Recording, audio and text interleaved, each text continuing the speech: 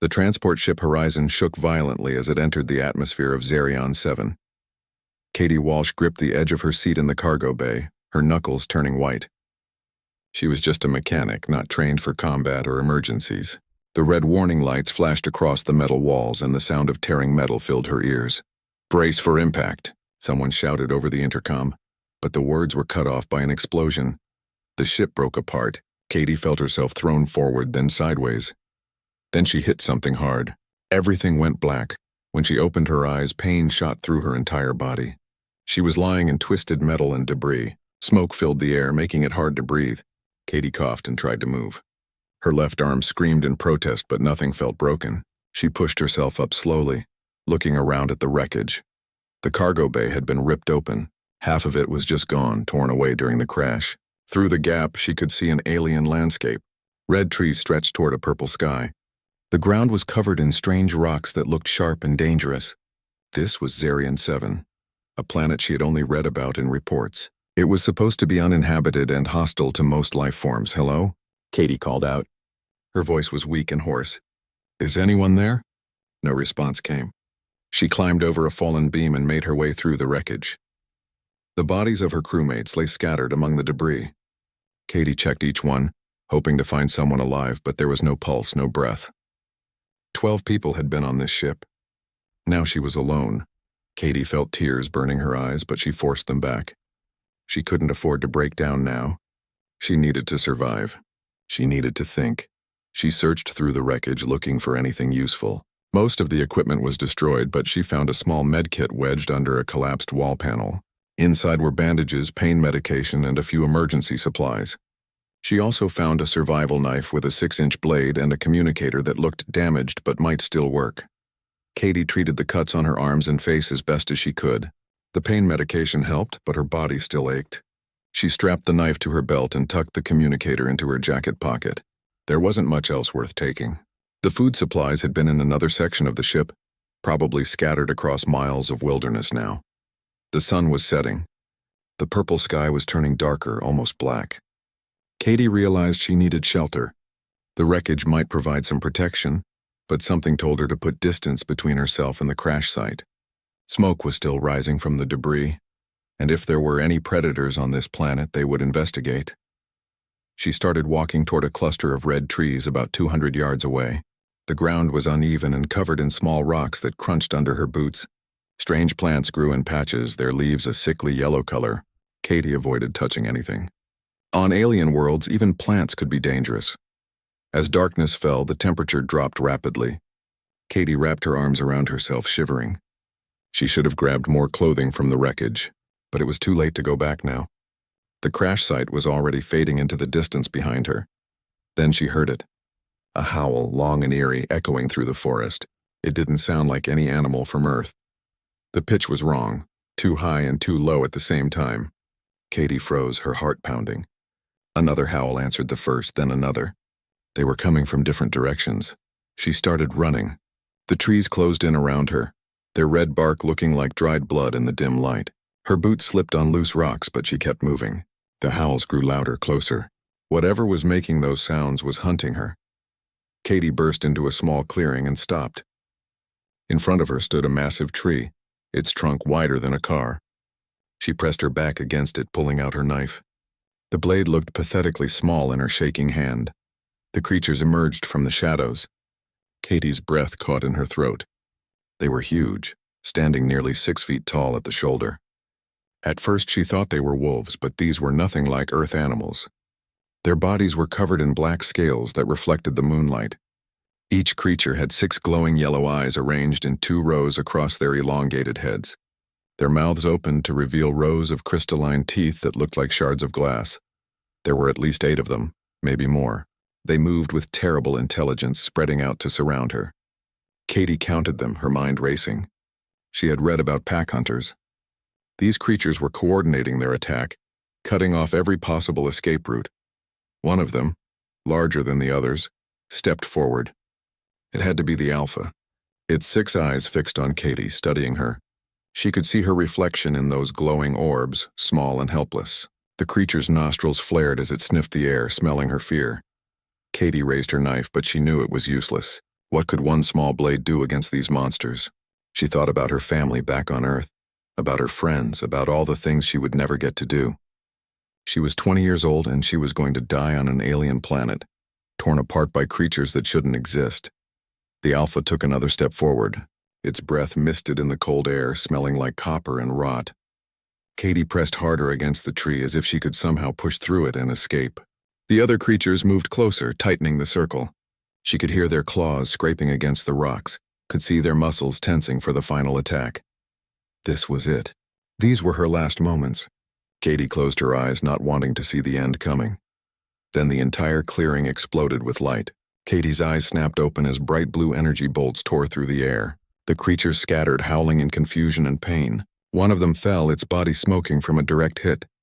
The others retreated into the shadows, their yellow eyes glowing with rage. Katie looked up and saw a ship descending from the sky. It was sleek and angular, nothing like human designs. Symbols covered its dark hull, glowing with an orange light. The ship's engines hummed with power as it settled into a hover above the clearing. 4 figures dropped from an opening in the ship's underside. They landed hard but rolled smoothly to their feet, weapons already raised. Katie stared at them in shock. They were aliens, but not like the creatures that had been hunting her. These beings stood upright on 2 legs, nearly 7 feet tall. They wore armor that seemed to be made from some kind of metal that shifted colors in the light. Their heads were reptilian, with scales like burnished copper and eyes that glowed like molten gold. One of them turned to look at Katie. Even through the helmet, she could feel its gaze weighing her, judging her. The alien said something in a language that sounded like gravel grinding against metal. Katie didn't understand the words, but she understood the tone. It wasn't friendly. She had escaped the creatures in the forest only to fall into the hands of something potentially worse. Katie tightened her grip on her knife, knowing it wouldn't help but unable to let it go. The alien approached her, its weapon still raised and pointing in her direction. Katie's rescue had arrived, but she wasn't sure if she had just been saved or captured. The alien leader stepped closer to Katie, its weapon lowered but still ready. The creature stood almost 7 feet tall, its copper-colored scales catching the light from the hovering ship above. When it spoke again, the words were harsh and guttural. But this time Katie caught a few sounds that seemed almost like English. "Human," the alien said slowly, as if tasting the word. "What doing here?" Katie's hands trembled as she lowered her knife. There was no point in fighting. Even if she could somehow take down this one alien, there were 3 more standing behind it, all armed with weapons that could turn her to ash in seconds. "My ship crashed," she said, speaking slowly and clearly. "I'm the only survivor. I didn't mean to come here." The alien's golden eyes narrowed. It turned its head slightly, and Katie saw that it had small ridges running down the back of its neck. The creature spoke to its companions in their own language, a series of clicks and growls that made no sense to her. The other 3 aliens spread out, scanning the area with their weapons. The leader turned back to Katie. "I am Commander Vex," it said. "This is Krath territory. Humans not come here." "You lie." "I'm not lying," Katie insisted. "My ship was carrying cargo to the mining colony on Theta 9. Something went wrong with the navigation system. We got pulled off course and crashed here. I swear I'm telling the truth." Vex studied her for a long moment. Then it reached out with one clawed hand and grabbed Katie's jacket, pulling her forward roughly. She stumbled, nearly falling, but Vex held her upright. The alien was incredibly strong. "Humans valuable," Vex said. "Fetch good price at market. You come with us." Katie's blood ran cold. She had heard stories about alien slavers, about humans being taken and sold to the highest bidder. The Krath Empire had a reputation throughout the colonies. They were mercenaries and traders who dealt in weapons, technology, and living beings. A young human female would be worth a fortune to them. "Please," Katie said, hating how desperate she sounded. "Just let me go. Help me fix my communicator and I can call for rescue. He'll never see me again." Vex made a sound that might have been laughter. "No rescue come here. This planet far from human space. You belong to Krath now." One of the other aliens approached and pulled out a length of cord made from some kind of metallic fiber. It grabbed Katie's wrists and bound them together in front of her. The cord was thin but incredibly strong. She tried to pull against it, but it didn't give at all. Vex gestured toward the ship. "Walk, try to run, we shoot you." Dead human worth less but still worth something. Katie had no choice. She walked toward the ship, surrounded by the 4 Krath warriors. The vessel was larger up close, maybe 60 feet long and 30 feet wide. Its surface was smooth and seamless with no visible rivets or welds. The technology was far beyond anything humans had developed. As they approached the ship's entrance, a sound made everyone freeze. The howling had returned, but this time it was much closer. Katie turned and saw shapes moving in the darkness between the trees. The scaled creatures were back, and they had brought reinforcements. Vex shouted orders in the Krath language. The 4 warriors formed a defensive line, their weapons raised. Katie counted at least 15 of the creatures circling the clearing. Their 6 yellow eyes glowed in the darkness like stars. The alpha from before stood at the front of the pack, its crystalline teeth bared. "What are they?" Katie asked. "Shadow Maws," Vex said. "Apex hunters. Very dangerous. Krath lose many warriors to these beasts." The Shadow Maws attacked. They moved with incredible speed, darting between the trees and rocks. The Krath opened fire, their plasma weapons creating bright flashes of blue light. The first few creatures fell, their bodies smoking and twitching. But the others kept coming.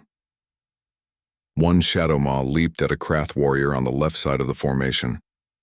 The warrior fired, hitting the creature in the shoulder, but its momentum carried it forward.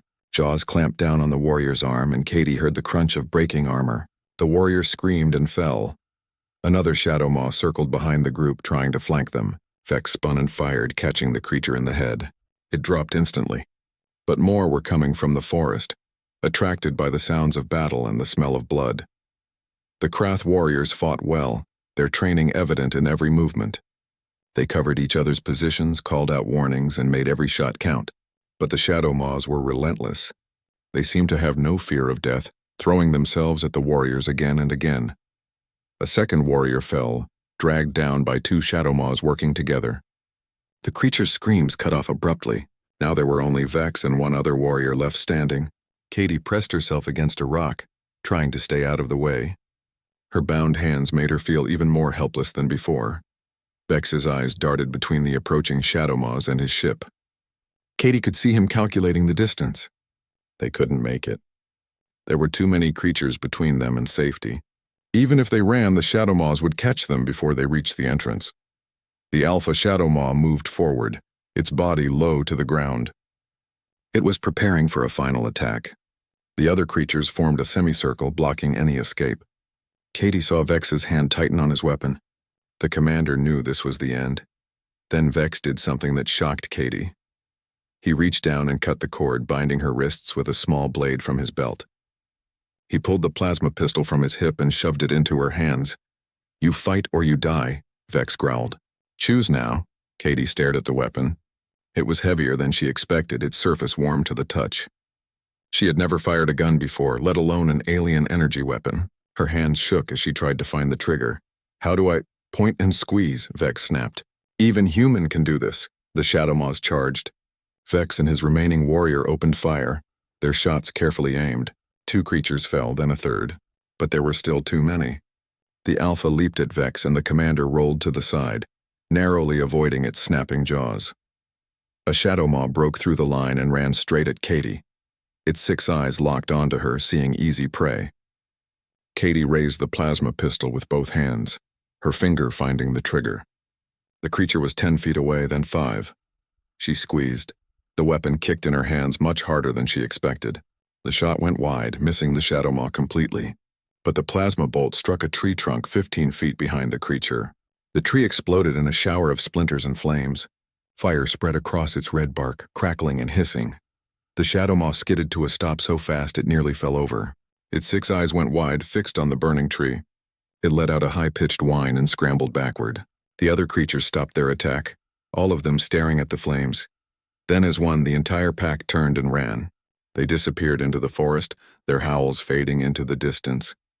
Within seconds, the clearing was empty except for Katie, Vex, and the surviving warrior. Vex stood frozen, staring at the burning tree. His golden eyes moved from the flames to Katie, then back to the flames. He said something in the Krath language, his voice filled with disbelief. Katie lowered the plasma pistol, her heart still racing. What just happened? Vex approached the burning tree slowly, as if afraid it might attack him. He reached out one clawed hand, holding it near the flames but not touching them. The fire reflected in his eyes, dancing and flickering. "Fire," he said quietly. "They fear fire." "Of course they do," Katie said, confused. Most predators are afraid of fire. It's instinct. Vex turned to her sharply. Krath fight Shadowmaws for many years.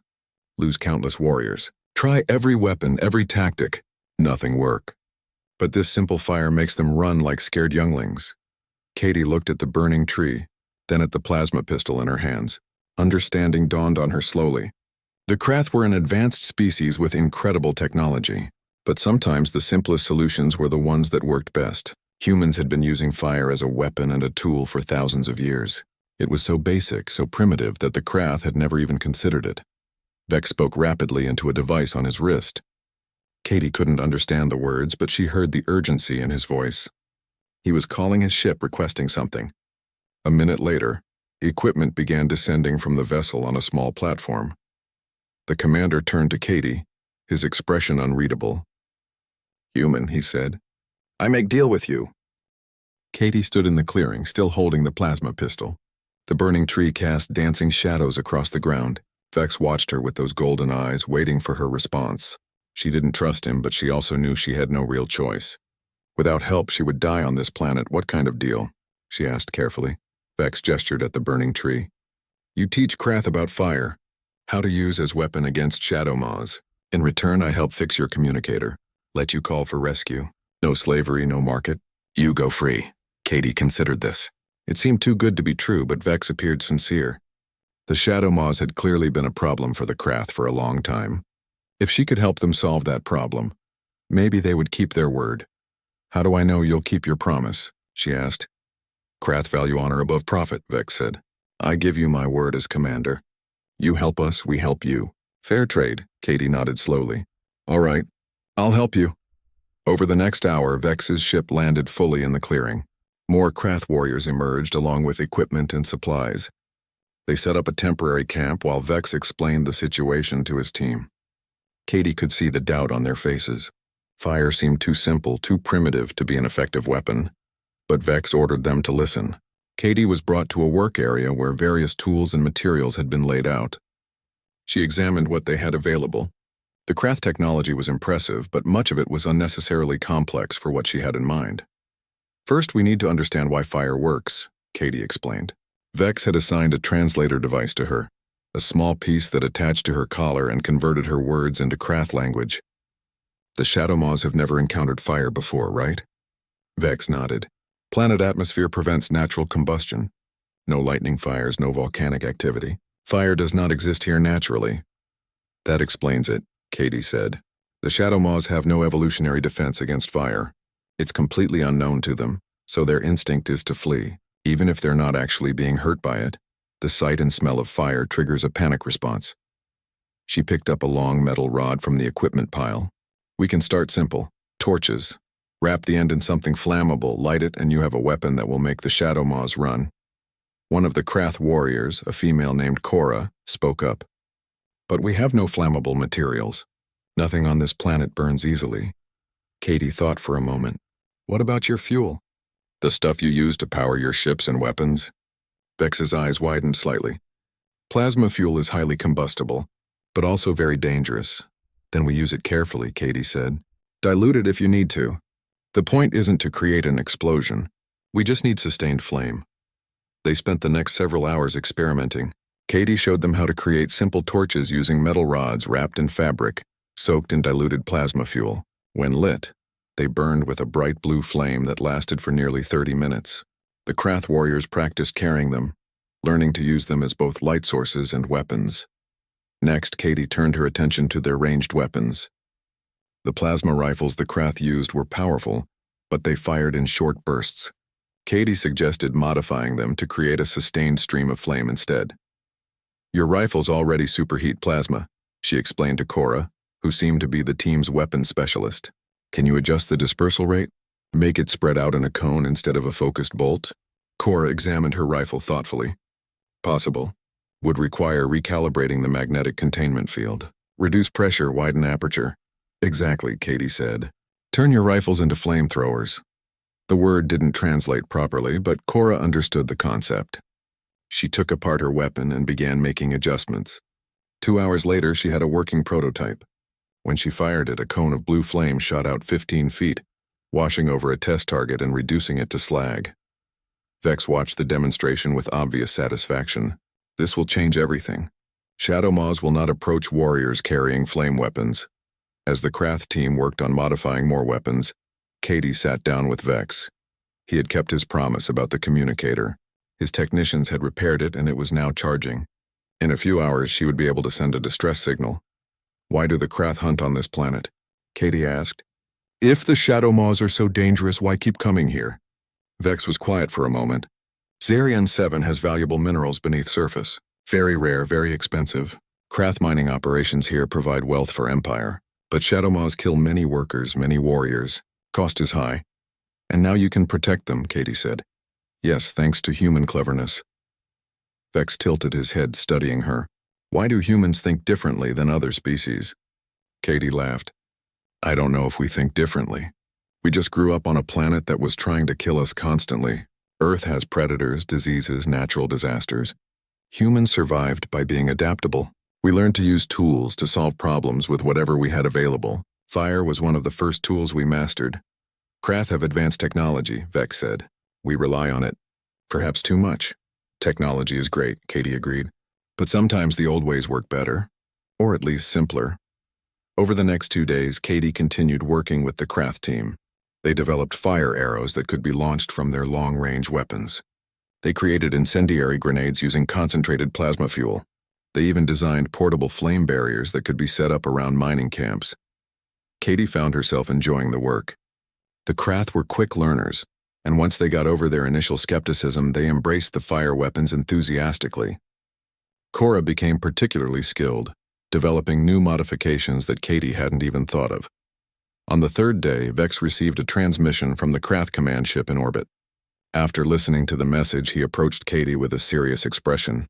Warlord Zarin wishes to meet you, he said. He commands all Krath forces in this sector. Very powerful. Very important. Katie felt a chill run down her spine. Why does he want to meet me? Word of your fire weapons has spread through fleet. Zarin wants to see human who solved problem that has plagued Krath for years. He wants to meet you personally. Do I have a choice? Vex shook his head. Zarin's word is law. When he summons, you come. But do not worry. I will accompany you. We'll speak for you. Katie's communicator was fully charged now. She had already sent out a distress signal. But the nearest human vessel was weeks away. She wasn't going anywhere soon, and refusing a warlord's summons seemed like a bad idea. All right, she said. When do we leave? Now, Vex replied. Shuttle is waiting. The journey to the command ship took only an hour.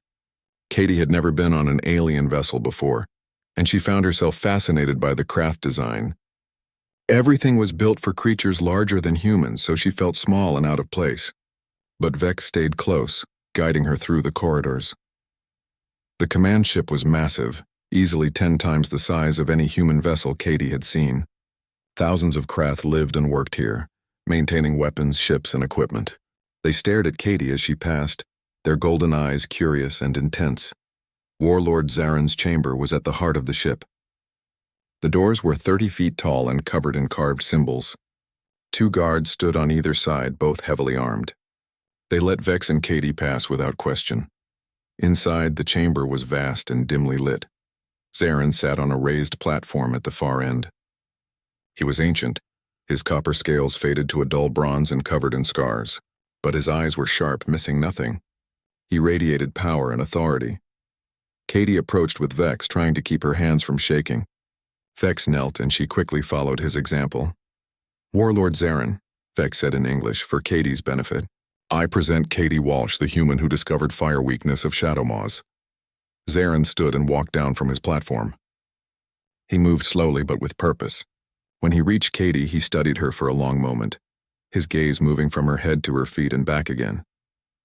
Small creature, Zarin said, his English heavily accented but clear. But clever. Commander Vex says you changed how Krath fight. Is this true? I just showed them how to use fire, Katie said, trying to keep her voice steady. It's not complicated.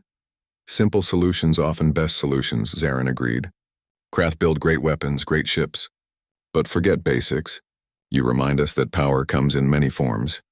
He turned and walked back to his platform. Katie Walsh, I have a proposal for you. Katie stood before Warlord Zarin, her heart pounding. The ancient Krath leader settled back onto his platform, his scarred scales catching the dim light. She could feel the weight of his gaze, studying her like she was a puzzle to be solved. "What kind of proposal?" Katie asked, trying to sound braver than she felt. Zarin gestured with one clawed hand.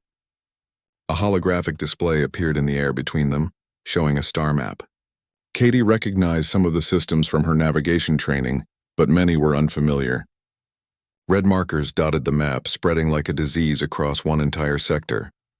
"Krath Empire is at war," Zarin said. "Enemy is Vryn Collective. Insect species, very aggressive, very organized. They push into our territory for 20 years. Take our worlds, destroy our colonies." The hologram shifted, showing images of the Vryn. Katie felt her stomach turn. They looked like giant ants, each one about 5 feet tall, with hard exoskeletons that gleamed like polished metal. Their mandibles were serrated and cruel-looking. The images showed thousands of them moving in perfect coordination, overwhelming Krath defensive positions. "We fight with honor," Zarin continued. "Use best weapons, best tactics. But Vryn have numbers. For every one we destroy, 10 more take its place. They are winning this war." Katie could see where this was going, but she stayed quiet, letting Zarin finish. "Then Vex tells me about human female who teaches Krath to use fire. Simple weapon, but effective. It makes me think. I order research into Vryn biology." The hologram changed again, showing detailed scans of Vryn anatomy. Vryn exoskeleton is made of chitin compound. Very strong, but also very flammable. Their hive structures built from resin they secrete. This resin burns easily, very hot. Zarin's golden eyes fixed on Katie. "Krath never use fire weapons because we think them primitive. Beneath us, we want advanced technology, powerful plasma, kinetic weapons, but you showed us that simple can be effective." "You want me to help you develop fire weapons against the Vryn," Katie said. "Yes. Serve as tactical advisor. Teach Krath how to use fire against insect enemy. Help us win this war." Katie's mind raced. This was way beyond anything she had signed up for. She was a mechanic, not a military strategist. But she also knew what would happen if she refused. Zarin hadn't phrased it as a request. "And if I say no?" she asked quietly. Zarin's expression didn't change. "Then you are enemy of Krath Empire. Enemies have no value except as commodities. You will be sold at next slave auction." There it was. The threat was clear. Katie felt anger rise in her chest, but she forced it down. Getting emotional wouldn't help. "If I agree," she said slowly, "I want guarantees. I want to go home when this is done. I want compensation for my help. And I want you to release any human prisoners you're currently holding." Vex made a sound of surprise. Even Zarin's eyes widened slightly. For a moment, Katie thought she had pushed too far. Then the warlord laughed, a deep rumbling sound that echoed through the chamber. "You bargain with warlord of Krath Empire," Zarin said, amusement in his voice. "Most species beg for mercy. Humans demand payment. I admire this." He stood and walked down to Katie again, stopping just a few feet away. "I accept your terms. Help Krath defeat Vryn and you go home with full compensation. We release 3 human prisoners currently held on mining colony. You have my oath as warlord." Katie extended her hand. Zarin looked at it curiously, then reached out with his own clawed hand. They shook, his grip careful not to crush her smaller hand. "We have deal," Zarin said. "Vex will command your protection detail. You work with Krath Military Command. Develop fire weapons for war against Vryn." Over the following weeks, Katie threw herself into the work. She was given a workspace aboard the command ship along with a team of Krath engineers and weapons specialists. Cora transferred to her team, bringing her expertise with the modified plasma weapons. The first challenge was scale. The fire weapons they had developed for use against shadow maws were effective for small groups, but war against the Vryn required something much larger. Katie worked with the engineers to design incendiary bombs that could be dropped from orbit, spreading fire across entire Vryn hive complexes. They also developed a napalm-like substance using Krath plasma fuel mixed with adhesive compounds. When spread across an area and ignited, it stuck to surfaces and burned for hours. It was perfect for denying territory to the Vryn and destroying their resin structures. Katie suggested modifications to the Krath battle armor as well. Built-in flamethrowers on the wrists, fire-resistant coating, and emergency incendiary charges that could be triggered if a warrior was overwhelmed. The Krath engineers embraced the ideas, improving on them with their advanced technology. The first test came 3 weeks after Katie joined the war effort. A Vryn hive world called HFY had fallen to the collective 5 years earlier. Zarin ordered an assault using the new fire weapons. Katie watched from the command ship as Krath dropships descended onto the planet's surface. The battle was broadcast to the command center. Katie saw Krath warriors advancing on Vryn positions, their wrist-mounted flamethrowers creating walls of blue fire. The Vryn scattered in panic, their coordination breaking down. The resin hive structures ignited like dry wood, flames spreading rapidly through the complex tunnel systems. Within 6 hours, HFY was back under Krath control. Casualties were minimal compared to previous assaults. Zarin stood beside Katie watching the victory unfold. "You have given Krath the weapon we needed," he said. "Firebringer. That is what warriors call you now." Katie felt uncomfortable with the title, but she didn't argue. Over the next 2 months, the Krath retook 4 more Vryn worlds. The collective's advance had stalled completely. Their forces were in retreat, unable to counter the fire weapons. But success brought its own complications. Katie began hearing rumors among the Krath crew. They talked about Earth, about humans, about potential invasions. She confronted Vex about it one evening in the command ship's observation deck. "Is it true?" she asked. "Is the Krath Empire planning to invade Earth?" Vex was silent for a long moment, looking out at the stars. Finally, he nodded. "Yes, plan was made long ago. Krath see humans as weak, divided, good candidates for slavery or elimination." Katie felt cold despite the warm air. "You're going to attack my home?" "Was going to," Vex corrected. Past tense. "Things have changed." "What do you mean?" Vex turned to face her. "I have sent report to High Council. My report says that humans are not what we believed. You proved this. How? You took impossible problem and found simple solution. You adapted Krath technology in ways we never imagined. You bargained with Warlord and earned his respect. You changed course of entire war." Vex's golden eyes were serious. "Humans are not weak. Humans are dangerous. Not because of superior weapons or numbers, but because of how you think. You see problems differently than any species Krath have encountered." Katie didn't know what to say. Vex continued. "I recommended alliance instead of invasion. Told High Council that humans would make better partners than slaves. Species that can take our advanced weapons and improve them is species worth having as friend, not enemy." "Will they listen to you?" Katie asked. "They already have," Vex said. "High Council approved my recommendation. When you return to Earth, I will accompany you. Official Krath diplomatic envoy. First contact between our peoples." Katie stared at him in shock. "First contact? But Earth doesn't know about any of this. They don't know about the Krath, about the war, about any of it." "They will soon," Vex said, "and it will be because of you." The final battle against the Vryn Collective took place above their homeworld of Vryn Prime. Katie stood in the command center aboard Zarin's flagship, watching as hundreds of Krath ships assembled in formation. The planet below was covered in massive hive structures that stretched for miles, all connected by bridges of hardened resin. "Today we end this war," Zarin announced to the assembled commanders. "The Vryn will surrender or face extinction." Katie had spent the last month preparing for this moment. The Krath fleet was equipped with every fire weapon she had helped design. Incendiary orbital strikes, napalm bombs, and waves of fighters armed with flamethrowers. The Vryn had no defense against fire, and they knew it. The battle was brutal but swift. Krath ships rained fire down on the hive structures below. The resin buildings ignited instantly, spreading flames across the planet's surface. Vryn ships tried to mount a defense, but their vessels were just as flammable as their buildings. Within 3 hours, the Vryn High Queen transmitted a surrender signal. The war was over. The Krath had won. Zarin held a massive celebration aboard his flagship that night. Warriors from across the fleet gathered to honor the victory. Katie was given a place of honor beside the warlord himself. During the ceremony, Zarin presented her with a traditional Krath blade, its edge gleaming and sharp. "This blade carried by my father, and his father before him," Zarin said, his voice carrying across the crowded hall. "I give it to Katie Walsh, Firebringer, who taught Krath that wisdom comes in many forms. She is honorary warrior of Krath Empire now and forever." The assembled warriors raised their weapons and roared their approval. Katie accepted the blade, feeling its weight in her hands. It was beautiful and deadly, a symbol of respect from a culture that valued strength above all else. Later that night, as the celebration continued, Katie slipped away to find some quiet. She made her way to the observation deck, looking out at the stars.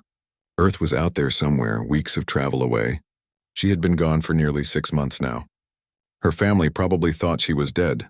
Vex found her there as she somehow knew he would. The Krath commander stood beside her in silence for a moment, both of them looking at the endless darkness. "You are troubled," Vex said finally. "I saved your empire," Katie said quietly. "I helped you win a war, but I also helped you kill thousands of Vryn, maybe millions. They were living beings too, even if they were our enemies." "War is never simple," Vex replied.